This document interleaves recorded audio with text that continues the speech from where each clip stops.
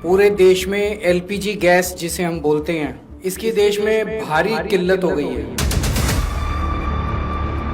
हमारे देश में जितनी एलपीजी की खपत है 60% इम्पोर्ट होता है और उस 60% इम्पोर्ट का 90% स्ट्रेट ऑफ हर्मुज से आता है और स्टेट ऑफ हर्मुज इंडिया के लिए बंद हो गया, तो 90% इम्पोर्ट्स कम हो गए हैं। इसका सबसे ज्यादा खामियाजा इस वक्त इमीडिएटली रेस्टोरेंट्स और होटल बर्दाश्त कर रहे हैं। इसकी वजह से अब मुंबई में 20% होटल और रेस्टोरेंट बंद हो चुके हैं और लगभग अगले 2 दिन के अंदर 50% रेस्टोरेंट और होटल बंद होने जा रहे हैं। तमिलनाडु में लगभग 10,000 होटल बंद होने की कगार पे हैं। पंजाब और दिल्ली एनसीआर में हजारों होटल और रेस्टोरेंट्स आने वाले कुछ दिनों के अंदर बंद होने जा रहे हैं। और इसी तरह की कहानियां बेंगलोर, हैदराबाद, पश्चिम बंगाल, छत्तीसगढ़, हरियाणा, बिहार सब जगह से आ रही हैं। पूरे देश में इससे 1 करोड़ से ज्यादा लोगों के एकदम से बेरोजगार हो जाने की आशंका है और इतने बड़े स्तर पे अगर लोग बेरोजगार हो गए तो क्या स्थिति होगी हम सोच सकते हैं। हमें ये समझना पड़ेगा ये क्यों हो रहा है। ये हो रहा है क्योंकि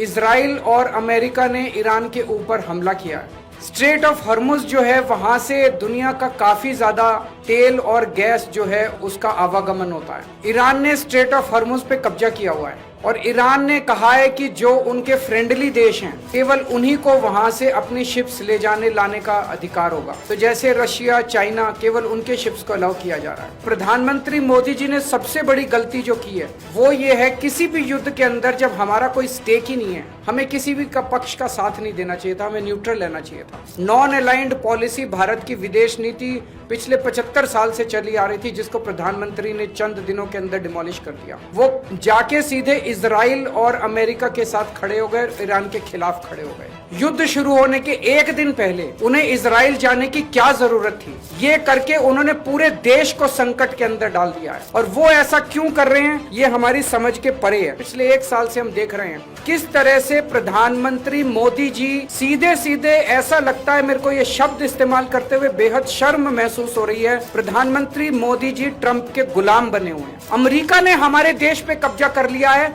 क्योंकि एक तरह से हमारे देश का प्रधानमंत्री कमजोर है, उसको ब्लैकमेल किया जा रहा है। प्रधानमंत्री को किस वजह से ब्लैकमेल किया जा रहा है? एक एक देशवासी का खून खौल रहा है इस टाइम। जो आदेश देते हैं ट्रंप, सर झुका के, जी हजूर करके हमारे देश के प्रधानमंत्री उसको मान लेते हैं।